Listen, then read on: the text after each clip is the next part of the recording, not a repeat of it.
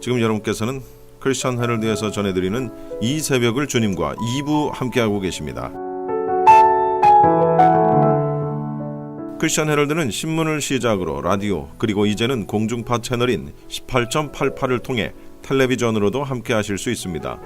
여러분께서는 라디오에 방송되는 목사님들의 모든 설교를 인터넷 웹사이트 www.chtv1888.org를 통해 다시 들으실 수 있습니다. 오늘 하루도 하나님의 귀한 말씀으로 승리하시기 바랍니다.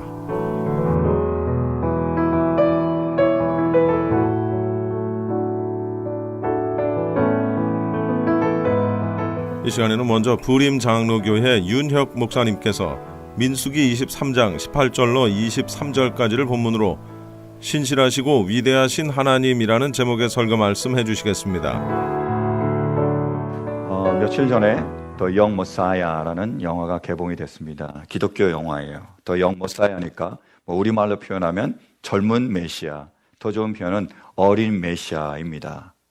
얼마 전에 개봉을 했지만 저는 그 전에 시사회로 초대를 받았습니다. 그래서 그 영화가 상영되기도 전에 미리 가서 그 영화를 관람할 수 있는 기회가 있었어요. 그 영화의 그 주된 줄거리는 그 예수님이 7살 때의 이야기를 다룬 영화입니다. 예수님이 7살 때 어떤 일이 일어나는지 성경은 기록되어 있지 않습니다.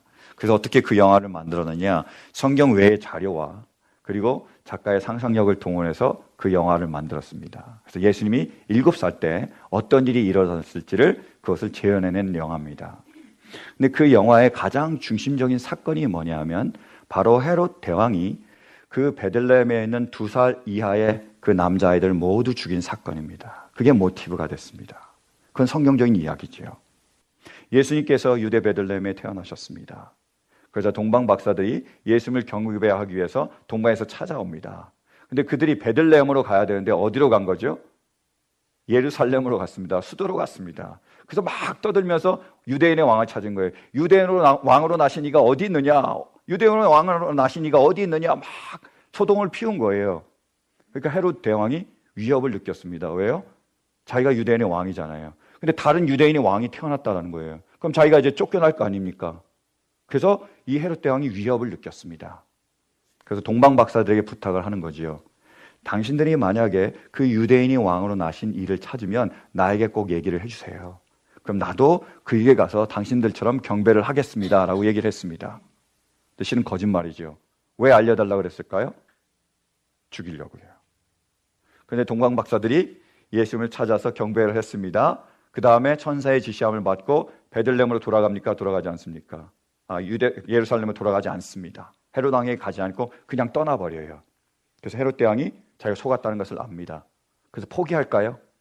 아니요. 어떤 명을 내리지요? 베들레헴과 베들레헴 지역에 있는 모든 2살 이하의 남자아이를 다 죽이라고 했습니다. 그 명령을 받아서 군사들이 다 나갔습니다. 그래서 2살 그 이하의 남자아이들을 다 죽인 거예요. 엄청난 통곡과 엄청난 슬픔이 그 예루살렘, 그 지역을, 베들레헴 지역을 다 덮어버렸습니다. 엄청난 비극이 있었던 거예요. 그러나 그들이 예수님을 죽일 수 있었습니까? 없었습니다. 하나님의 보호하심으로 예수님은 이집트로 피신하세요. 그래서 살아나시는 거죠. 근데 이 이야기는 어떻게 했냐면 헤롯 대왕이 죽고 나서 그의 아들들이 나라를 분할해서 다스리기 시작합니다. 그때 유대 지역을 다스리는 왕이 헤롯 아켈라오입니다. 굉장히 잔인한 왕이에요. 근데 이 왕이 뭘 생각한 거죠? 그 아버지 때 일을 생각한 겁니다. 아버지 때 유대인의 왕이 났는데 그 왕을 죽이지 못한 거예요. 그럼 지금도 자기에게 위협이 되잖아요. 그래서 로마의 백부장을 불러서 그 백부장의 명을 내립니다. 그 아이를 찾아서 반드시 죽이라고. 그 베들레헴에서 2살 이하를 다 죽일 때 살아난 그 아이가 있을 텐데 그 아이를, 유대인의 왕으로 난 아이를 죽이라고 명령을 내리는 거예요. 그래서 백부장이 자기의 군사들을 이끌고 그 아이를 찾아 나서는 거죠. 죽이려고요. 그 요셉과 마리아는 어떻게 하는 거죠? 자기 아들이잖아요. 어떻게든 지키고 보호하려고 도망 다니는 겁니다. 그래서 쫓기는 그러한 추격전이 벌어지고 긴박한 상황이 막 연출이 되는 거예요.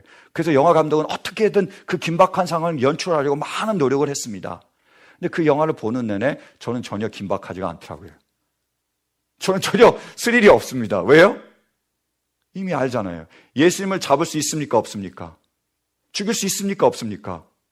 없는 거예요. 하나님의 뜻이 뭐였죠? 예수님께서 공생애를 마치고 십자가에 달리셔서 돌아가시는 겁니다. 그리고 3일 만에 다시 부활하시는 거예요.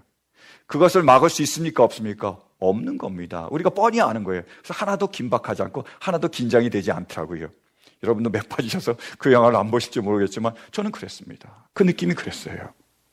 왜냐하면 하나님을 막을 수 있는 것은 없기 때문입니다. 한번 말씀 보실까요? 오늘 본문 19절이요. 자, 시작.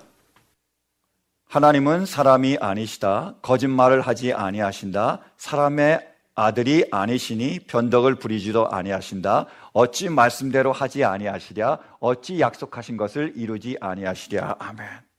지금 발람이 얘기하고 있습니다. 뭐라고요? 하나님이 어떠시다고요? 하나님은 사람이 아니십니다. 그러니까 뭐요? 거짓말하지 않으신대요. 그리고 변덕을 부리지 않으신대요. 마음을 바꾸시지 않는답니다. 그리고 말씀을 어떻게 해요? 반드시 지키십니다. 그리고 그 약속을 어떻게 해요? 반드시 이루십니다. 결국 뭐죠? 하나님은 신실하십니다. 그걸 증거하는 거예요. 사랑하는 성도 여러분, 우리의 하나님은 신실하십니다. 그분의 약속을 반드시 지키십니다. 그분이 바로 우리의 하나님이십니다. 그런데 하나님께서 신실하신 이유가 무엇일까요? 그분은 또한 위대하시기 때문입니다. 그분이 우리에게 약속을 하시고요. 그 약속을 이루실 수 있는 이유는 그분이 위대하시기 때문입니다. 여러분, 우리도 가끔 자녀들에게 어떤 다른 사람들에게 약속을 하잖아요. 근데 여러분, 그 약속을 다 지킬 수 있습니까? 아무리 원해도 지키지 못하잖아요. 저도 우리 아버지가 약속을 했는데 지키지 못하고 괴로워하시는 것을 봤습니다. 저도 마찬가지로 우리 자녀들에게 약속을 하는데 뻥카가 될 때가 많습니다. 약속을 못 지키는 거예요. 왜 지키지 않고 싶어서요? 아니요. 지키려는 걸 압니다. 지키고 싶습니다. 그런데 때로는 능력이 미치지 못하는 거예요. 아무리 제가 원해도 하지 못할 때가 있습니다. 그러나 하나님은 어떠시다고요? 기억하십시오. 하나님은 신실하십니다. 반드시 그분의 약속을 이루십니다. 왜냐하면 하나님은 위대하시기 때문입니다. 사랑하는 성도 여러분, 하나님은 위대하십니다. 그분보다 크고 그분보다 강한 것은 없습니다. 그분의 뜻을 막을 수 있는 것은 없습니다. 우리의 하나님은 위대하십니다. 이 위대하신 하나님을 우리 모두가 만날 수 있는 그 은혜가 있었기를 간절히 바랍니다. 하나님께서 이스라엘 백성을 택하셔서 부르셨습니다. 그리고 그들에게 하신 약속이 있습니다. 꼭 지키시겠다고 말씀하신 그 말씀이 있습니다. 그 약속이 뭐였죠? 바로 그들을 이집트에서 구속해내시고 가나안 땅에 들이시겠다는 약속이었습니다. 네, 여러분, 그들의 역사를 보면 가나안 땅에 들어가는 것이 쉬웠을까요? 어려웠을까요? 굉장히 어려웠습니다. 많은 방해물들, 많은 장애, 많은 대적들이 있었습니다. 이스라엘 백성들이 그 약속대로 가나안 땅에 들어가는데 첫 번째로 그들을 막아선 게 뭐였죠? 바로 이스라엘 백성 밖에 있는 적들이었습니다. 그 밖에 있는 적들이 그들을 막아선 거예요. 한번 보실까요? 우리 신명기 11장 3절 4절이요. 자, 시작. 당신들이 또 기억해야 할 것은 주님께서 이집트의 바로 왕과 그의 온 땅의 기적과 표징을 일으키신 것과 주님께서 당신들 뒤를 쫓아온 이집트의 군대와 군마와 병거를 홍해 바닷물로 휩쓸어 오늘에 이르기까지 흔적도 없이 멸하신 일과. 아멘. 이스라엘 백성들을 하나님께서 구속하시겠다고 약속하셨는데 그래서 모세를 보내셨습니다. 내 백성 이스라엘들을 놓아줘라. 그들이 광야로 와서 나를 예배드리게 해라 라고 얘기했습니다. 자, 바로 왕이 이집트가 예스라고 대답합니까? 풀어줍니까? 아닙니다. 반항하는 거예요. 대적하는 겁니다. 어떻게든 놓아주지 않으려고 하는 거예요. 왜 자기의 종인데요? 자기의 밥인데요? 왜 놓아줍니까? 왜 그런 손해를 감수하겠어요? 웃기는 소리 하지 말라고 코웃음을 칩니다. 더 그들의 노동을 더 중하게 만드는 거예요. 절대로 놓아주지 않으려고 합니다. 그러자 하나님께서 어떻게 하시죠? 그들에게 재앙을 내리기 시작합니다. 첫 번째, 두 번째, 마지막 재앙이 뭐였죠? 그들의 장자를 치는 겁니다. 그들의 짐승의 가장 첫 새끼를 다 쳐버린 거예요. 다 죽여버리는 겁니다. 그러니까 항복하는 거예요. 한 번만 더 하면 어떻게 되는 거죠? 자기들까지 다 죽을 수 있잖아요. 위협을 느꼈습니다. 하나님의 위대함에 그들이 벌벌 떨었습니다. 그래서 다 항복하고요. 이스라엘 백성들을 나가라고 했습니다. 빨리 나가라고 했어요. 그리고 재물까지 다 쌓아주면서 이것도 다 가지고 나가라고, 빨리 나가라고, 어떻게든 나가라고 해서 이스라엘 백성들이 다 나가도록 했습니다. 근데 이스라엘 백성들이 다 나갔는데요, 나가놓고 나니까 너무 서운한 거예요. 너무 허전한 겁니다. 잘못한 거 아니냐, 괜히 보낸 거 아니냐. 그래서 아쉬움이 남기 시작했습니다. 그래서 어떻게 하죠? 쫓아갑니다. 군대를 다시 모아서 바로 왕이 그들 쫓아가기 시작합니다. 어디까지요? 홍해 앞까지요. 사랑하는 성도 여러분, 그 이스라엘 밖에 있는 대적들이 이스라엘 백성들을 쫓아왔습니다. 그들을 죽이려고 합니다. 그들 다시 이집트로 잡아가려고 합니다. 그들이 하나님의 뜻을 막을 수 있습니까? 없습니까? 이스라엘 밖에 있는 적들이 하나님을 막을 수 있습니까? 없습니까? 없습니다. 어떻게 하셨죠? 오히려 하나님께서 홍해를 가르셔서 이스라엘 백성들을 다 지나가게 하시고 그들을 홍해 안으로 이끌어 들이셔서 다 수장시키셨습니다. 모든 적들이 다 섬멸되고 말았습니다. 이스라엘은 밖에 있는 적들도 결코 하나님의 뜻을 막을 수는 없습니다. 하나님은 위대하십니다. 두 번째로요, 이스라엘 백성들이 가나안 땅으로 들어가려고 하는데 그들을 막아선 게 뭐죠? 바로 그들의 처한 환경과 상황입니다. 말씀 보실까요? 5절이요. 시작. 또 당신들이 이곳에 이르기까지 광야에서 당신들에게 하신 일과, 이곳이 어디죠? 가나안 땅이요. 거기까지 뭐가 있었다고요? 광야가요. 이스라엘 백성들이요, 이집트에서 나왔습니다. 그래서 바로 가나안 땅에 들어갔으면 참 좋았겠는데요, 그 약속을, 그 축복을 누렸으면 참 좋았겠는데요, 그렇지 않은 거예요. 이집트에서 나오니까 가나안에 들어가기 전에 뭐가 있었죠? 중간에 광야가 있습니다. 굉장히 힘들고 척박하고 어려운 거예요. 그들의 예상과 그들의 생각과 많이 다릅니다. 분명히 나오면 바로 축복을 줄 줄 알았는데, 바로 뭔가 잘 될 줄 알았는데, 바로 형통할 것 같았는데, 잘 되는 것 같았는데 그렇지 않은 거예요. 광야가 있습니다. 광야는 어떤 것이죠? 아무것도 없는 것입니다. 거기는요, 떡도 없습니다. 고기도 없습니다. 물도 없습니다. 옷도 새로 지어 입을 수가 없습니다. 신발도 새로 만들어 신을 수가 없어요. 낮이 되면 어떻게 되죠? 뜨거운 태양이 내리쬐서 너무 덥습니다. 쪄 죽을 것 같아요. 그럼 밤이 되면요, 너무 춥습니다. 얼어 죽을 것 같습니다. 그것이 바로 광야예요. 아무것도 없는 것, 척박하고 메마르고 정말 우리의 꿈이 산산이 부서지고 정말로 우리에게 절망과 좌절을 안겨주는 그런 환경과 상황이 그들을 막아섰습니다. 그러면 여러분, 그 모든 환경과 상황이, 그 광야가 하나님의 뜻을 막을 수 있습니까? 있나요? 없습니다. 여러분, 정말로 먹을 것이 없을 때에 하나님은 어떻게 하시죠? 하늘을 여셔서 만나를 내리셔서 먹이십니다. 우리가 고기를 정말 먹고 싶어 하실 때에 어떻게 하시죠? 바람을 불어서 메추라기를 주십니다. 우리 목이 말랐을 때, 정말로 우리가 갈급했을 때 어떻게 하시죠? 반석을 쳐서 생수가 나오게 하십니다. 우리의 옷이요, 우리의 신발이요, 40년 동안 헤어지지 않는 거예요. 여러분, 만약에 지금 그렇게 옷과 신발을 만든다면 그 옷 회사나 신발 회사는 다 망할 거예요. 40년 동안 입었는데 닳지가 않는 거예요. 그리고요, 더우면 뭐요? 구름 기둥으로, 추우면 뭐요? 불 기둥으로요. 여호와는 나의 목자시니 뭐요? 부족함이 없어요. 그분이 우리 하나님이 아니십니까? 여러분, 우리가 지금까지 정말로 배가 고팠던 때가 있었을 겁니다. 정말로 재정적인 어려움이나 큰 환난을 당한 때가 있었을 거예요. 그래서 여러분, 이 중에 굶어 죽은 분 계십니까? 안 계시잖아요. 제가 손을 들었다고 제가 그런 거 아니잖아요. 우리가 정말로 어려웠는데, 정말로 괴로웠는데 과연 우리가 그 상황을 견디지 못하고 벗어나지 못했습니까? 아닙니다. 도저히 견딜 수 없는, 도저히 감당할 수 없는 그 시험이 우리에 닥쳤을 때 하나님은 어떻게 응답해 주셨죠? 우리가 피할 길을 내사 그 일을 감당케 하셨습니다. 재정적인 어려움이 있을 때도 그 일을 감당케 하셨고, 질병의 문제가 있을 때도 그것을 감당케 하셨고, 자녀의 문제가 있을 때도 그것을 감당케 하셨고, 그 어떤 상황에서도 주님은 우리를 버리지 않으시고 구름 기둥과 불 기둥으로 우리에게 보내시며 그 모든 일들을 감당케 하셨습니다.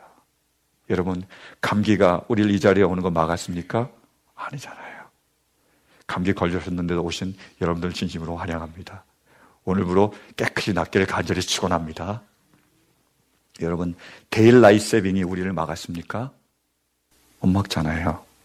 걱정을 많이 했는데 여러분 나와 계시잖아요. 너무나 반갑습니다. 그 어떤 환경과 그 어떤 상황이 있다 그래도 하나님의 뜻을 막을 수 있는 것은 없습니다. 그분이 위대하시기 때문이에요. 세 번째로요, 이스라엘 백성들이 가나안 땅으로 들어가는 것을 막아선 게 누구죠? 안타깝게도요, 그들 안에 있는 내부의 적들이었습니다. 그들이 막아선 거예요. 한번 말씀 보실까요? 6절이요. 자, 시작. 르우벤의 손자여 엘리압의 아들인 다단과 아비람에게 하신 일, 곧 땅이 입을 벌려 온 이스라엘 가운데서 그들과 그들의 집안과 장막과 제 발로 걸어다니는 모든 짐승을 함께 삼켜버리게 하신 일입니다. 이스라엘 백성들이 가나안 땅으로 들어가려고 하는데 그 내부에서 적들이 일어납니다. 첫 번째로요, 하나님께서 기름 부으셔서 성전을, 하나님의 전을 감당토록 한, 그 성막을 감당토록 한 레위 자손 중에 고라가 일어납니다. 그리고 12지파 중에 첫 번째 아들 장자인 르우벤 그 자손 중에서 다단과 아비람이 일어납니다. 서로 모의를 합니다.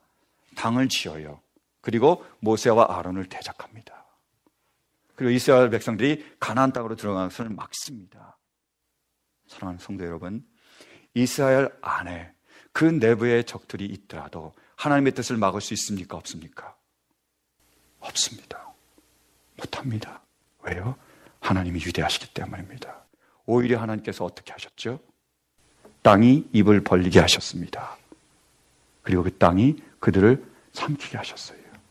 그들과 그들에 속한 모든 것을 삼키게 하셨습니다. 그리고 이스라엘 백성들로 전진케 하셨습니다.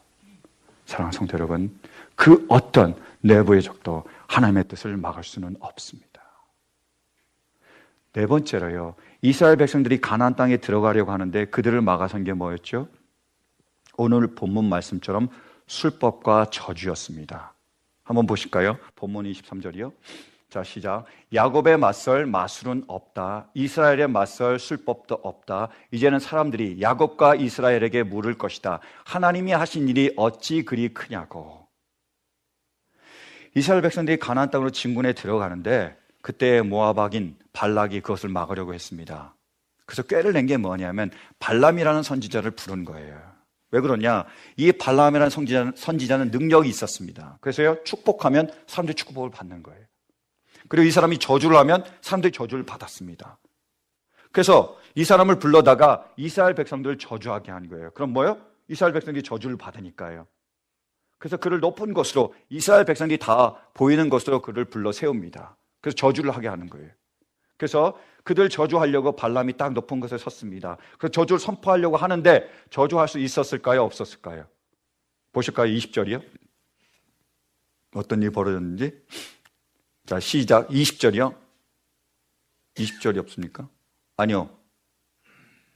민수기 20절. 자, 시작. 나는 축복하라 하시는 명을 받았다. 주님께서 복을 베푸셨으니 내가 그것을 바꿀 수 없다. 아멘.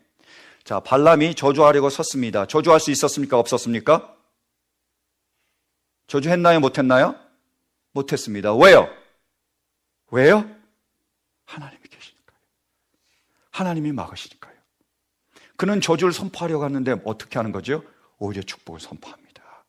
하나님께서 그 입을, 그 저주를, 그 저주를 축복으로 바꾸셨습니다. 그렇게 못하는 거예요. 오히려 발람이 뭐라 그런지 아십니까? 그게 오늘 본문 말씀 19절이잖아요.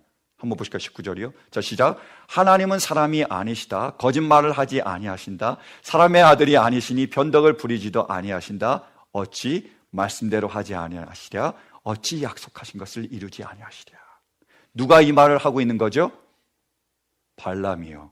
저주하려고 그 자리에 선 발람이 뭐를 선포하고 있습니까? 하나님의 신실하심과 위대하심을 찬양하고 있습니다.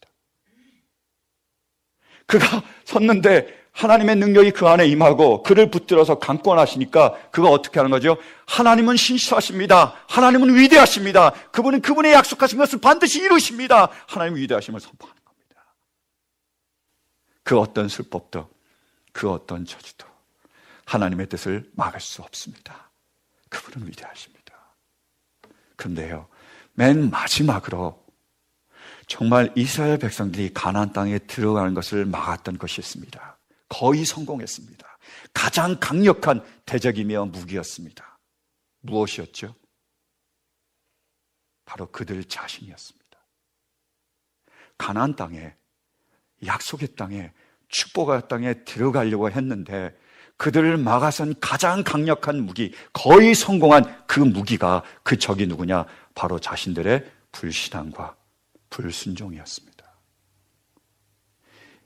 하나님께서 그들을 이집트에서 구원해 내셨습니다. 광야의 모든 관문들을 다 거치게 하셨어요. 그리고 가데스 바네아 바로 앞까지, 가나안까지 그들을 인도하여 들이셨습니다. 어떻게 말하면 되는 거죠? 들어가면 끝나는 겁니다.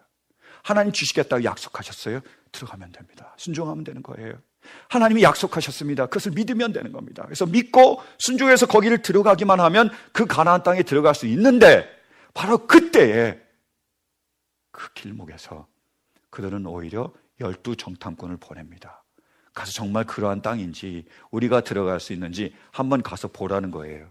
그래서 12명이 들어갔습니다. 보고 와서 40일 동안 보고 와서 돌아와서 보고를 합니다. 여호수아와 갈렙은 뭐라 그러죠?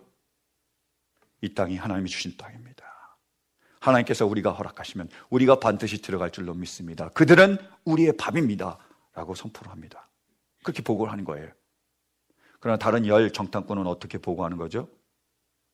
못 들어갑니다. 안 됩니다. 불가능합니다. 그 적들이 너무나 큽니다. 안악 자손이며 거인들입니다. 성벽이 너무나 단단합니다. 그들이 준비를 잘하고 있습니다. 절대로 못 들어갑니다. 우리는 그들의 메뚜기와 같습니다. 이렇게 보고한 거예요. 이스라엘 백성들이, 그 온 무리가 어디에 귀를 기울입니까? 하실 수 있다는 하나님의 말씀을 선포하는 그 믿음에 반응합니까? 아니면 할 수 없다는 그 부정적인 보고에 반응합니까? 그들은 안타깝게도 불신앙에, 불순종에, 부정적인 보고에 귀를 기울입니다. 그리고 그것을 따릅니다. 모세와 아론 향하여 원망합니다. 그리고 종되었던 그 이스라엘로 다시 돌아가려고 합니다. 그때 하나님께서 그들 향해서 말씀하신 것이 바로 민수기 14장 말씀입니다. 한번 보실까요? 민수기 14장. 자, 시작. 너는 그들에게 이렇게 말하여라. 나 주의 말이다. 내가 나의 삶을 두고 맹세한다. 너희가 나의 귀에 들리도록 말한 그대로 내가 반드시 너에게 하겠다. 너희 가운데 20살이 넘은 사람으로 인구조사를 받은 모든 사람들, 곧 나를 원망한 사람들은 이 광야에서 시체가 되어 뒹굴게 될 것이다. 계속이요. 나는 너희에게 땅을 주어 살게 하겠다고 손을 들어 맹세하였다. 그러나 이제 너희는 그 땅으로 들어가지 못할 것이다. 다만 여분네의 아들 갈렙과 눈의 아들 여호수아만이 들어갈 것이다. 너희가 사로잡혀 갈 것이라고 걱정한 너희의 어린 것들은 내가 이끌고 너희가 거절한 그 땅으로 들어가겠다. 그 땅이 그들의 고향이 될 것이다. 아멘. 무엇이 그들을 막아섭니까? 그들이 하나님을 믿지 못하는 불신앙, 그 말씀대로 순종하지 못하는 그 불순종이 그들을 막아섰습니다. 그러나 여러분, 우리의 불순종과 우리의 불신앙이 하나님의 뜻을 막을 수 있습니까? 없습니까? 있습니까? 없습니까? 없습니다. 있다면 하나님이 위대하신 하나님이 아닙니다. 있다면 우리에 의해서 조종되는 하나님이십니다. 있다면 우리 때문에 영향을 받는 분이 바로 우리의 하나님이세요. 그렇지 않습니다. 하나님은 만왕의 왕이며 만주의 주시며 그분은 위대하신 분입니다. 심지어 우리의 불신앙도, 심지어 우리의 불순종도 그분의 뜻을 막을 수는 없습니다. 잘 보십시오. 이 말씀이 기록된 것이 민수기입니다. 근데 민수기를 왜 민수기라고 그러죠? 백성들의 수를 세었기 때문입니다. 2번을 세었습니다. 민이 백성 민자고요. 수가 numbers, 수라는 뜻입니다. 백성들의 수를 셌 건데 2번을 세었습니다. 어떻게 됐느냐? 처음에 이집트에서 나왔을 때 수를 셌습니다. 그랬더니 남자 성인만 몇 명이요? 60만이었습니다. 근데 그들이 뭐요? 불순종과 불신앙으로 다 죽었습니다. 그러고 나서 2세대가, 차세대가 다시 그들이 이스라엘 백성을 이루었습니다. 그래서 가나안 땅에 들어가기 전에 다시 한번 그 수를 셉니다. 수를 셌더니 남자만 몇 명이었을까요? 60만이요. 자, 질문을 드릴게요. 이집트에서 이스라엘 백성들이 나왔습니다. 남자만 몇 만이요? 60만. 이스라엘 이 백성들이 가나안 땅에 들어갔습니다. 남자만 몇 만이요? 60만. 무엇을 의미하고 무엇을 보여주신 거죠? 이스라엘 백성들은 하나님을 믿지 못하고 그 약속을 붙들지 못하고 불순종하고 그 말씀을 따르지 못했지만 하나님은 어떤 분이시죠? 그분의 약속을 결코 잊지 않으시고 그 약속을 반드시 이루실 분이십니다. 이집트에서 건져내셔서 이스라엘 가나안 땅으로 드리겠다고 약속하신 그 하나님께서 60만을 이끄셔서 몇 만을요? 60만을 들어가게 하셨습니다. 그분이 바로 우리의 하나님이십니다. 그분은 바로 위대하신 하나님이십니다. 사랑하는 성도 여러분, 우리 하나님이 신실하신 하나님이심을 믿으십니까? 우리 하나님이 위대하신 하나님이심을 믿으십니까? 그분이 약속하신 그것을 반드시 이루실 것을 믿으십니까? 이 은혜가 우리 모두에 있을 수 있기를 간절히 바랍니다. 그러면 여러분, 그 하나님께서 우리를 부르셔서 하나님의 백성, 하나님의 자녀를 삼으셔서 우리에게 하신 약속은 무엇일까요? 반드시 이루시겠다고 우리에게 선포하신 그 말씀은 무엇이죠? 동일합니다. 모든 하나님의 백성들 향한 하나님의 약속은 동일합니다. 뭐죠? 죄의 종된 자리에서 우리를 구속하셔서 가나안 땅으로, 약속의 땅으로 들이시겠다는 겁니다. 근데 가나안이 무엇입니까? 무엇을 상징하는 거죠? 가나안은요, 젖과 꿀이 흐르는 하나님의 약속의 땅입니다. 가나안은요, 하나님의 통치가 이루어지는 하나님의 나라입니다. 그러므로 가나안은 저 영원한 천국입니다. 뿐만이 아니라 가나안은 이 땅 위에 하나님이 선포하신 천국입니다. 그러므로 가나안은요, 바로 하나님의 교회입니다. 하나님의 교회예요.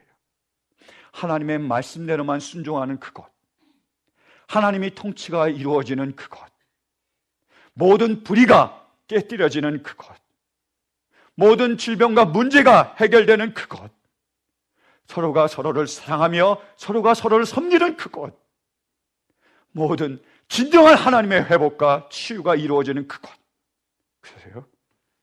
천국의 기쁨과 평안을 누리는 그곳, 그것을 향한 하나님의 약속이 바로 우리를 향한 하나님의 약속입니다. 사랑하는 성도 여러분, 정말로 우리 하나님께서 이 말씀을 우리에게 선포하셨음을 믿으십니까? 믿으세요? 정말로 신실하신 하나님께서 그 약속을 이루실 줄로 믿으십니까? 믿으십니까? 정말로 그 어떤 것도 그 약속을 막을 수 없음을 믿으십니까? 사랑하는 성도 여러분, 이 놀라운 은혜가 우리 모두에게 임할 수 있게 되길 간절히 바랍니다. 저는 얼마 전요, 정말로 하나님께서 이것을 이루고 계시다는 것을 경험하게 됐습니다. 얼마 전에 어떤 우리 성도님 중에 한 분이 큰 어려움을 당하셨습니다. 가슴이 철렁하는 그런 어려움을 당하셨어요. 그 일을 당하자 그가 전적으로 그분을 돕기 시작했습니다. 재정적으로 도움을 드렸고요. 많은 성도님들이 전화로 안부를 물었습니다. 괜찮은지요? 많이 걱정들을 해주셨어요. 그리고 어떤 분들은요, 그날이 있는 그 날부터 시작해서 계속해서 그분을 위하여 중보하며 기도하고 계십니다. 지금도 눈물 흘리며 그분을 위하여 중보하며 기도하고 있습니다. 그 일을 당했을 때 가족처럼, 내 몸처럼 온 교회가 힘을 모아서 그분을 돌봤습니다. 그래서 그분이 그렇게 얘기를 하셨대요. 내가 잘 몰랐는데 정말로 어려운 일을 당하니까 교회밖에 없다는 것을 알게 됐습니다. 그래서 내가 이 어려운 일이 다 끝나면 꼭 교회에 한턱을 내겠습니다. 이렇게 얘기하셨대요. 저는 그 말을 전해 듣는 순간 가슴이 뛰더라고요. 너무 감격스럽고 너무 기뻤습니다. 우리 교회가 올바른 길을 가고 있구나. 하나님께서 그 약속하신 그 약속을 하나하나 이루어 가고 계시는구나. 저는 그 말씀이 엘리야를 향한 조각 구름으로 받았습니다. 그리고 간절히 소망합니다. 우리가 그 길을 끝까지 걸어갈 수 있도록 정말로 우리가 가족처럼 서로 사랑하며 서로 섬길 수 있더라고요. 여러분이 정말로 힘들 때, 여러분이 정말로 어려울 때 누군가는 여러분을 위하여 중보하며 기도하며 여러분들을 돌볼 수 있더라고요. 다른 사람이 힘들고 어려울 때, 그들이 아플 때 같이 그 고통을 다시 나눌 수 있더라고요. 정말 그러한 교회가, 그런 하나님의 뜻이 이루어지기를 간절히 소망합니다. 필립 얀시가 쓴 교회 나의 고민, 나의 상이라는 책이 있어요. 그 책에 보면 지금까지 라크레 센터에 위치한 부림 장로교회 윤혁 목사님의 설교 말씀이었습니다. 부림 장로교회는 주님을 따르는 균형 있고 건강한 교회가 되길 소망하며 고통받고 신음하는 사람들을 주님께 인도하는 교회가 되길 원하는 교회입니다. 이 시간 방송을 들으시고 신앙에 도움을 받기 원하는 분들은 818-249-3001, 818-249-3001번으로 문의하시거나 3561 푸틸 블루버드 라크레 센터에 있는 부림교회로 찾아오시기 바랍니다. 이어서 나성 서부교회 서건호 목사님께서 갈라디아서 1장 1절로 10절까지를 본문으로 은혜로 받은 복음이라는 제목의 설교 말씀 해주시겠습니다. 갈라디아서는 바울 서신 중에 하나로 비시디아 안디옥, 또 이고니온, 루스드라, 더베, 갈라디아 남쪽 지방에 세워진 교회들을 향하여 보냈던 편지입니다. 갈라디아서는 종교개혁의 책이라고 하는 별명이 붙어 있습니다. 왜냐하면 로마서의 말씀처럼 이신칭이 오직 믿음으로 의롭가 된다라고 하는 복음의 진수가 담겨져 있는 성경이기 때문입니다. 종교개혁가 마르틴 루터는 이 갈라디아서를 보면서 내가 가장 좋아하는 성경이다 그렇게 말하고, 나는 이 갈라디아서와 결혼했다 그런 표현까지 사용을 했습니다. 갈라디아서를 보면 그 인사말에서 바울의 다른 서신과는 다르다는 것을 알게 됩니다. 대부분의 바울 서신은 축복의 말, 격려의 말, 칭찬의 말로 가득합니다. 문제가 많았던 고린도 교회를 향하여 편지를 쓸 때도 그 고린도 교회를 소개하면서 얼마나 화려한 미사오구를 표현해서 교회를 소개했는지 모릅니다. 고린도전서 1장 2절 말씀에 보면 고린도에 있는 하나님의 교회 곧 그리스도 예수 안에서 거룩하여지고 성도라 부르심을 받은 자들과 또 각처에서 우리의 주 곧 그리고 우리 주 대신 예수 그리스도의 이름을 부르는 모든 자들에게 편지한다. 그 대상을 향하여서 수신자를 설명할 때 이렇게 길게 표현을 합니다. 그러나 오늘 함께 읽은 갈라디아서의 서문을 보면 바울의 말투에 묘한 긴장감이 감돌고 좀 말투가 퉁명스럽다는 것을 느끼게 됩니다. 3장 1절 말씀 보면 갈라디아 사람들아, 어리석은 갈라디아 사람들아, 이렇게 아주 책망조로 그렇게 말을 하기도 합니다. 도대체 무슨 이유일까요? 바울이 이 갈라디아 교회와 어떤 관계기에 이렇게 말씀을 하는 겁니까? 6장 17절도 보면 이제후로는 나를 괴롭게 하지 말라 그런 표현까지 사용을 했습니다. 이유는 6절에 보면 갈라디아 교회 성도들은 다른 복음을 받고 예전에 전해줬던 사도 바울의 바른 복음에서 속히 떠나서 믿음의 변질을 가져왔습니다. 처음 복음이 전해질 때 갈라디아 교회 성도들은 바울을 얼마나 사랑했는지 몰라요. 다메섹으로 가던 도중 부활하신 예수님을 빛 가운데 만나고 그 눈이 멀었다가 다시 회복되면서 아마 눈이 굉장히 불편했던 걸로 압니다. 그래서 복음을 증거하는 사람이 눈병 때문에 힘들어하니까 갈라디아 교회 성도들은 바울을 보면서 할 수만 있었으면 내 눈이라도 빼어서 바울에게 주고 싶다, 그럴 만큼 바울을 사랑했었습니다. 그런데 그 교회에 다른 복음이 들어오게 되면서 분위기는 전혀 달라졌습니다. 바울을 그렇게 사랑하던 교인이 바울의 사도직까지도 의심하기 시작합니다. 바울이 증거했던 복음도 제대로 믿지 않았습니다. 이런 일들을 전해 듣고 사도 바울은 편지를 보낸 것이 바로 오늘 갈라디아서입니다. 진리에서 떠난 교회를 회복하기 위해서 오늘 읽었던 본문에는 바울의 사도직에 대해서 변호를 하고 그가 전한 복음이 무엇인지를 설명을 해주고 있습니다. 오늘 본문을 가지고 오늘 이 시대에 우리에게 주셨던 성령의 음성이 뭔지 함께 듣고 은혜 받는 시간이 되기를 간절히 바랍니다. 바울이 갈라디아서를 기록하게 된 그 배경을 우리가 알면 어떤 형편에 있었는지 알 필요가 있습니다. 사도 바울은 1차 전도 여행을 마치고 예루살렘에서 잠시 쉬면서 2차 선교 여행을 준비하고 있었습니다. 이때 예루살렘은 이방인이 하나님께로 돌아왔다라는 것 때문에 굉장히 마음이 고무되어 있었습니다. 유대인들의 생각 가운데서는 하나님을 믿는 사람은 유대인에게 국한되어 있다. 하나님이 선택한 선민인 유다 백성만, 이스라엘만 하나님이 구원하신다고 생각을 했습니다. 그래서 그들은 이방인들이나 그리고 사마리아 사람들하고는 상종조차 하지 않으려고 했었습니다. 그런데 오순절날 성령이 오시면서 이방어를 향하여 복음이 전해지기 시작합니다. 사도행전 1장 8절에 보면 예수님께서 부활하고 승천하시면서 마지막 제자들에게 약속하신 말씀이 있지 않습니까? 너희가 오직 성령이 너희에게 임하시면 너희가 권능을 받고 예루살렘과 온 유대와 사마리아와 땅끝까지 이르러 내 증인이 되리라 라고 하신 말씀입니다. 그들 생각에는 이것이 이루어질까라고 했는데 성령이 오시자 실제로 이런 일들이 눈에 보이게 이방인들에게 복음이 전해지기 시작을 했었습니다. 얼마나 그들의 마음에 이제 하나님의 약속이 이루어지는구나 소망을 가졌는데 그만 또 소란스러운 어떤 일이 일어났습니다. 그것이 뭐냐 하면 유대주의자들 중에 이방인들이 예수님을 믿기만 하면 구원을 얻을까? 그것은 아니다. 이방인들이 구원을 얻으려고 하면 믿음 외에 뭔가 더 해야 되는데 할례를 받고 율법을 지켜야 그들이 구원을 받는다라고 하는 것을 전했습니다. 이게 오늘 사도 바울이 말하는 다른 복음이라는 겁니다. 많은 사람들에게 설득력 있게 전해지게 되면서 자꾸만 뭔가를 더해야 구원을 얻는다는 생각을 갖게 되었습니다. 그래서 예루살렘 총회가 모여서 아니다, 진정한 구원은 오직 믿음으로 가능하다라는 것을 이제 결의를 보는 바로 그때에 갈라디아에 있는 교회들로부터 바울이 소식을 듣게 됩니다. 예루살렘에 있었던 그런 일들처럼 갈라디아도 바울이 떠난 이후에 거짓 교사들이 교회로 들어가서 잘못된 복음을 심어주고 있었습니다.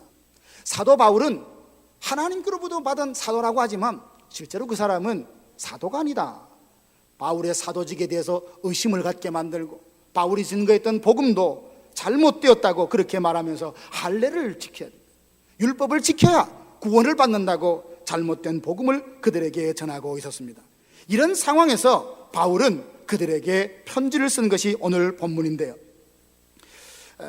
욥바에 머무르던 베드로도 어느 날 지붕 위에서 기도하다가 성령이 주시는 환상을 보게 됩니다. 큰 그릇에 여러 가지 네 발 달린 짐승의 모습이나 기는 것과 나는 것들이 거기에 가득 담겨져 있는데 성령님께서 말씀하십니다. 내가 이걸 깨끗하게 했으니 너희가 먹으라.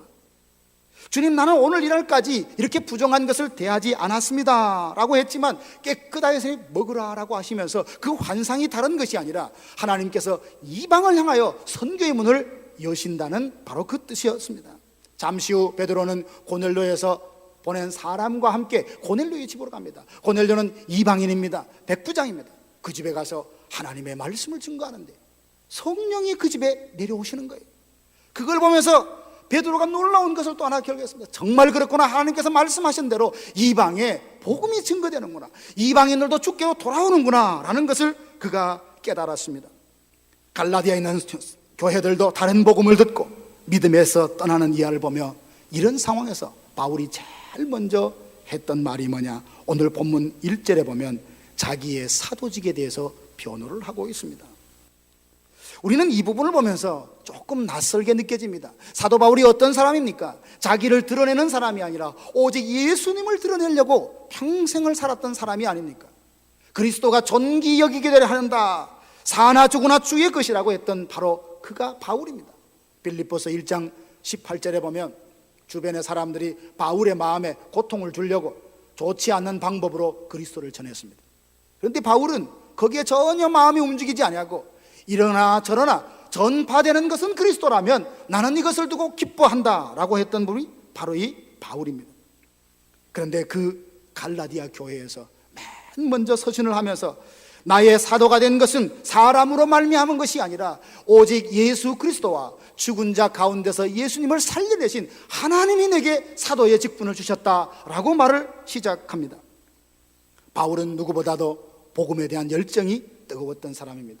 사도행전 20장 24절 보니까 나의 달려갈 길과 주 예수께 받은 사명, 하나님의 은혜의 복음을 다 증거하는 일은 마치려 하면은 나의 생명을 조금도 귀한 것으로 여기지 않는다라고 말하며 그렇게 복음의 열정을 가졌던 사람입니다. 고린도전서 9장 16절 보면 내가 복음을 증거하는 것은 부득불할 일이다, 이것은 자랑거리가 아니라면서 오히려 전하지 않으면 내게 화가 미친다라고 말을 했습니다.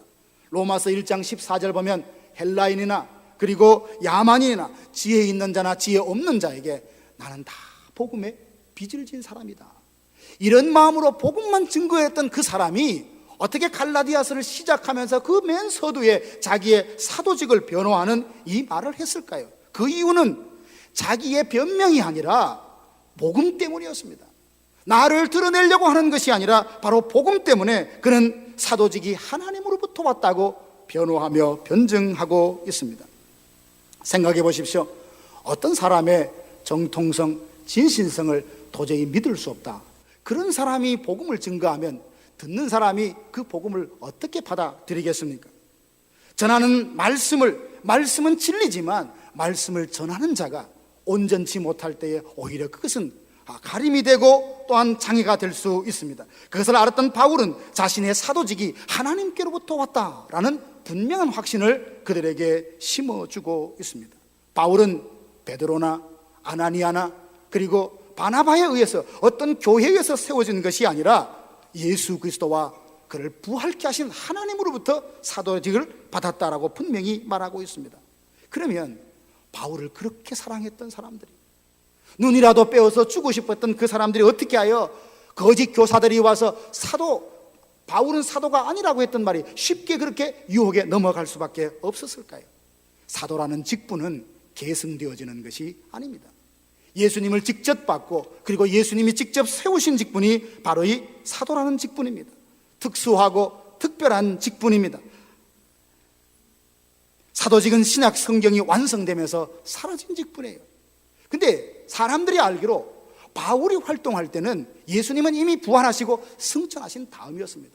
그런데 내가 예수님으로부터 사도 직분을 받았다라고 하니까 사람들이 그냥 자칭 사도다라고 하며 그의 사도직을 부인을 했던 것입니다. 근데 사도행전 9장에 보면 사도 바울은 다메섹으로 가던 도중에 부활하신 예수님을 직접 만났고 그 주님으로부터 사도 직분을 받았던 것을 우리는 알고 있습니다. 부활하신 예수님을 만나면서 바울은 중요한 체험을 했습니다. 먼저 회심이 그 가운데 일어났습니다. 빛으로 다가왔을 때 묻습니다. 당신은 누구십니까? 여기까지 나를 추적해 오신 당신의 존재는 누굽니까? 그 질문 앞에 부활하신 예수님 말합니다. 나는 네가 핍박하는 예수다. 그는 깨달았습니다. 하나님을 위하여 산다고 생각했고 열심으로 살았지만 그것은 하나님을 위한 열심이 아니라 자기를 위한 열심이었습니다. 자기 의를 세우려는 열심이었습니다. 여기에 그는 주님을 만나면서 회심이 일어납니다. 그리고 예수님부터 직접 복음을 전수받게 되고 주님이 그에게 사도의 직분을 맡깁니다. 이방인과 임금들에게 가서 나의 복음을 증거해라 라고 하는 바로 그 직분을 받게 됩니다. 이 분명한 하나님으로부터 예수 그리스도부터 사도라는 직분을 받았던 그는 확신 있게 말합니다. 로마서 1장 1절에 보면 나는 복음을 위하여 하나님으로부터 택정함을 받은 사람이다, 하나님 앞에 부름받은 사도라라고 분명히 말하고 있습니다. 이런 일들을 강조하는, 자기의 사도직을 강조하는 이유는 다른 것이 아니라 오직 복음 때문이었습니다. 자신을 향하여 복음이 전해지는 것이 회방되지 않도록 그는 복음 전파에 방해가 될까 봐 염려를 했습니다. 복음은 진리입니다. 전하는 사람의 능력과 조건과 상관없이 성령에서 강력한 능력으로 사람을 회복하고 사람을 구원하는 능력이 있지만 일반적인 경우로 보면 복음의 능력은 변함이 없지만 복음은 진리지만 전하는 사람이 어떠냐에 따라서 때로는 위축받기도 하고 조롱받기도 하는 것이 사실입니다. 복음마저 잘못된 것으로 여겨서 듣지 않으려고 할까 봐 자신의 사도직에 대해서 그렇게 변호를 하고 있습니다. 세상의 빛과 소금이 되어서 어두움을 물리치고 빛을 비추는 삶을 저와 여러분들이 살 수 있게 되기를 원합니다. 믿지 않은 사람들은 믿는 우리들을 지켜보고 있습니다. 네가 믿는 복음이 과연 어떤 것인지, 네가 믿는 하나님이 과연 어떤 하나님인지, 그 하나님은, 그 복음은 너를 어떻게 바꾸고 어떻게 이끌어가는지 우리의 삶을 자세히 지켜보고 있습니다. 복음 그 자체는 변함이 없는 완전한 능력임에도 불구하고 복음을 믿고 복음을 따른다는 우리의 삶에 따라 많은 세상 사람들은 하나님의 영광을 땅에 떨어뜨리기도 합니다. 사랑하신 여러분, 사도직에 대한 하나님의 분명한 확신을 바울이 가졌듯이 우리 교회에서 직분을 맡기는 것도 사람에게 비롯됐다고 생각하는 것이 아니라 하나님께서 교회를 통하여 우리에게 주셨다는 이 확신이 분명히 있기를 원합니다. 왜냐하면 누가 내게 직분을 맡겼나 여기에 따라서 그것에 충성하고 반응하는 것은 전혀 다를 수 있습니다. 내가 좋아서 선택했다면, 내가 싫으면 내려놓게 됩니다. 그러나 하나님이 내게 맡겨주셨다면, 하나님이 나를 충성되게 여겨서 은혜로 이것을 맡겨주셨다면 어찌 내 감정 따라, 내 상황 따라, 형편 따라 그것을 내려놓을 수 있단 말입니까? 하나님이 그만하지 않는다면 우리는 그 직분을 끝까지 충성할 것입니다. 사도 바울이 복음 때문에, 맡겨주신 그 사도직 때문에 고난받고 그리고 매를 맞은 일이 몇 번이었습니까? 그럼에도 불구하고 끝까지 그것을 감당할 수 있었던 것은 하나님이 나를 충성되게 여겨서 은혜로 맡겨진 직분이라는 이 사명의식이 분명했기 때문입니다. 사랑하신 여러분, 여러분 삶의 현장에서도 하나님을 주인으로 모시기를 바랍니다. 비즈니스와 세상에서 하는 모든 일들은 신앙과 관련 없는 일이 아닙니다. 칼빈이 그런 말을 했습니다. 하나님의 영광을 목적으로 하는 모든 일은 성직이다. 그렇습니다. 여러분들 비즈니스를 할 때도 하나님의 영광을 위하여 하나님께 기쁨 되게 한다면 그 일들을 통하여 하나님의 영광이 드러날 것입니다. 그 일들을 통하여 선교가 이루어지고 그 일들을 통해서 하나님의 나라가 이 땅에 이루어질 것입니다. 그러므로 어떤 일 어디에 있더라도 하나님이 내게 이것을 맡기셨다라고 하는 분명한 확신 가운데 있을 때 그 일에 열정이 있고 그 일을 위하여 기도하며 하나님 앞에 매달릴 수 있게 되는 것입니다. 우리 모두 세상의 빛과 소금으로 살아서 복음을 증거하는 하나님의 사람이 되십시다.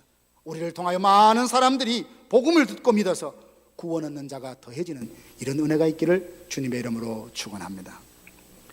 바울이 그러면 그토록 전하라고 했던 바른 복음, 그가 전했던 복음은 도대체 무엇입니까? 유대주의자들은 다른 복음을 전했습니다. 믿음 외에 할례를 받아야 되고 율법을 지켜야 된다는 다른 복음, 거짓 복음을 전했습니다. 바울이 전한 복음은 뭡니까? 4절 보면 그리스도께서 하나님 곧 우리 아버지의 뜻을 따라 이 악한 세대에서 우리를 건지시려고 우리 죄를 대속하기 위하여 자기 몸을 주셨다. 여기에 복음의 진수가 담겨져 있습니다. 하나님의 뜻을 따라 예수께서 십자가에 죽으셨다.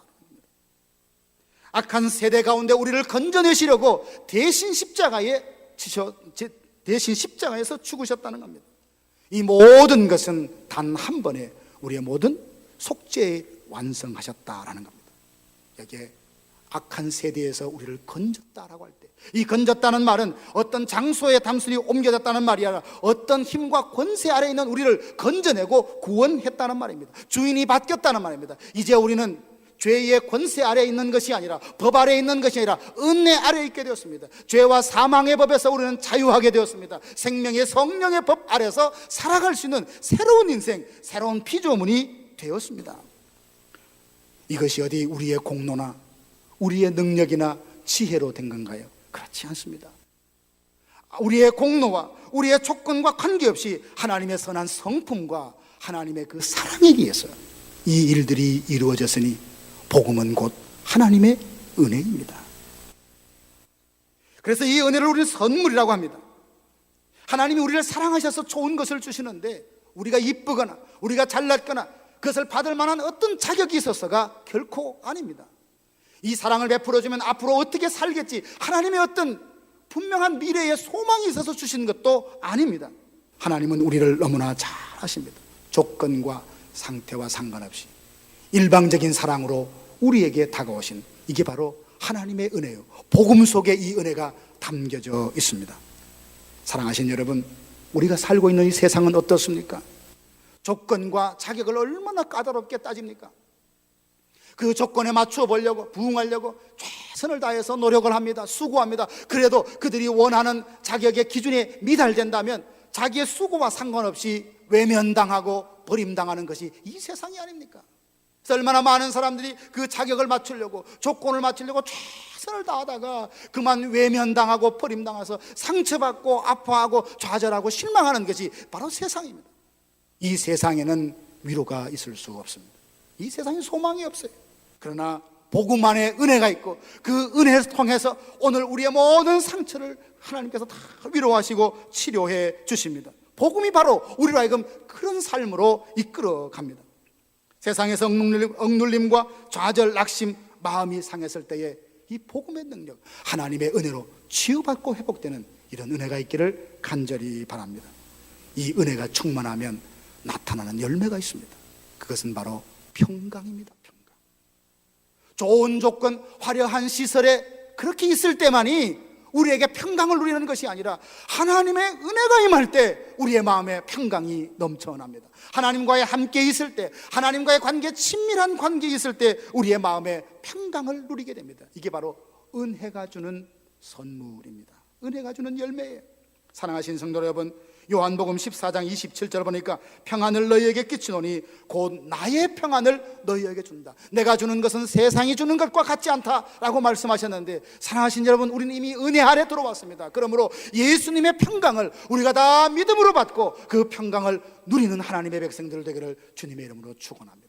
더 이상 세상에는 조건과 자격에 맞추어서 내가 뭔가를 해야 하나님이 기뻐하겠지가 아닙니다. 하나님은 이미 우리에게 너무나 기뻐하시고 사랑하십니다. 그 은혜가 감사해서 우리가 기도하는 것이고, 그 사랑이 감사하여 하나님께 예배하는 것이고, 그 사랑이 감사해서 하나님을 섬기는 것입니다.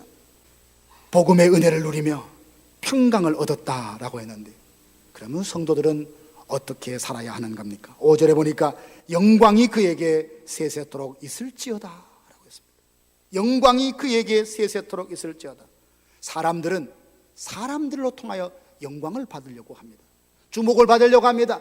그리고 사람들에게 영광을 돌립니다. 그러나 진정한 영광은 하나님만이 받으실 만합니다.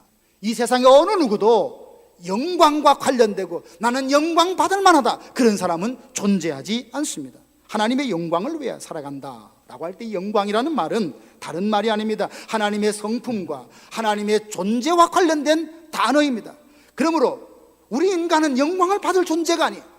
오직 하나님만이 우리의 영광을 받으실 분입니다. 그렇다면 하나님께 영광을 돌린다, 하나님께 영광을 돌린다라는 삶은 어떤 것을 말하는 것입니까? 하나님만 섬기는 삶, 하나님만 의지하는 삶, 하나님의 이름에 합당한 영광과 찬양과 경배를 올려드리는 그 삶이 하나님께 영광을 올려드리는 삶이라는 것입니다. 이 말을 다르게 표현하면 10절 말씀에 쉽게 우리에게 와닿게 표현합니다. 이제 내가 사람들에게 좋게 하랴, 하나님께 좋게 하랴, 사람들에게 기쁨을 구하랴. 내가 지금까지 사람들의 기쁨을 구했다면 그리스도의 종이 아니니라. 하나님께 영광을 올려드린다는 말과 비슷한 말, 같은 말이라면 하나님을 기쁘시게 하기 위하여 산다, 그런 말입니다. 하나님이 기뻐하신다면 하는 거예요. 하나님이 싫어하신다면 멈추는 거예요. 바로 이런 삶의 방식으로 살아가는 것이 은혜로 말미암아 평강을 누리고 그 복음을 통하여 하나님의 자녀된 사람이 살아내야 될 삶의 특징인 것입니다. 사랑하신 여러분, 우리를 부르시어 귀한 직분을 은혜로 허락하여 주셨습니다. 내 공로와 내 어떤 조건이 아니라 하나님의 전적인 은혜와 사랑으로 그리스도의 대속을 통하여 하나님의 자녀로 우리를 받으셨습니다. 죄 아래 있던 우리를 은혜 안으로 부르셨습니다. 생명의 성령의 법으로 우리를 자유케 해 주셨습니다. 이 은혜를 마음껏 누리는 주의 백성들 되기를 원합니다. 동시에 이 은혜를 누리면서 하나님께 질문을 하죠. 주님, 주께서 내게 주신 은혜를 무엇으로 보답할까? 하나님이 내게 주신 이 은혜를 무엇으로 보답할까? 그것은 우리의 삶의 모든 순간순간을 통하여 하나님께 영광을 올려드리고 하나님을 기쁘시게 하는 그 삶을 살기 위하여 믿음의 경주를 힘껏 달려가는 것, 이게 저와 여러분들에게 주어진 숙제요 과제입니다. 오늘 이 말씀을 통하여서 사도직, 오직 복음만을 이 땅에 전하기를 원했던 그 사도 바울의 거룩한 열정, 우리 모두가 갖게 되고 복음의 능력 안에서 하나님의 자녀가 되었으니 하나님의 영광, 그분을 기쁘시게 하기 위하여 끊임없이 노력하고 달려가는 저와 여러분들 되기를 주님의 이름으로 축원합니다.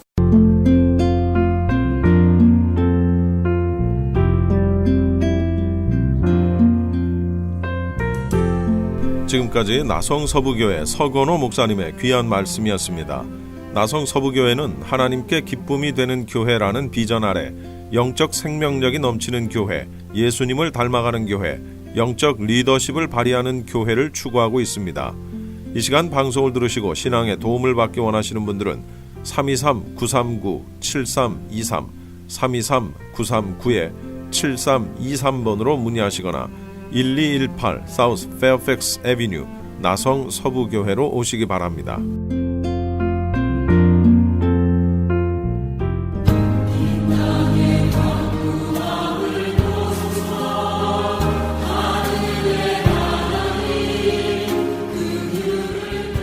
알려드리는 말씀입니다. 아주사 나우라는 주제로 캘리포니아 부흥을 위한 전 도시 총력 전도 집회 및 다민족 연합 기도회가 오는 4월 9일 토요일 오전 9시부터 LA 메모리얼 콜리세움에서 열립니다. 이번 집회에는 12만 명의 성도들이 모여 미국이 다시 한번 영적으로 거듭나기를 위해 기도하고 또한 캘리포니아의 부흥을 위해 기도할 것입니다. 이번 집회에서는 한인교회가 오전 7시부터 9시까지 대회의 첫 시간에 기도의 물꼬를 트는 역할을 맡았습니다. 한인 성도들의 기도와 함께 많은 참여를 바랍니다. 이번 집회와 관련해 좀 더 자세한 내용은 전화 213-598-5323, 213-598-5323 상임 총무이신 강영수 목사님께 문의하시기 바랍니다.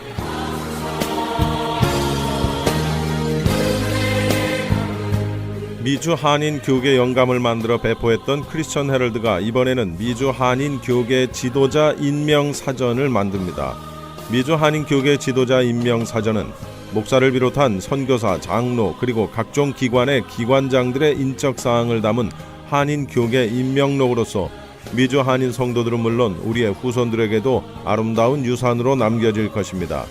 미주 한인 교계 연감에 이은 이번 미주 한인 교계 지도자 임명 사전은 명예나 자랑이 아닌 힘들고 어렵게 쌓아올린 수고와 땀의 결정체들이 헛되지 않도록 기록물로 남기려고 하는 의도에서 기획됐습니다. 올 연말 출판 계획을 갖고 있사오니 한인 교계 지도자들의 많은 참여를 바랍니다. 미주 한인 교계 지도자 임명 사전과 관련된 자세한 문의는 크리스천 헤럴드 213-353-0777, 213-353-0777번으로 하시기 바랍니다.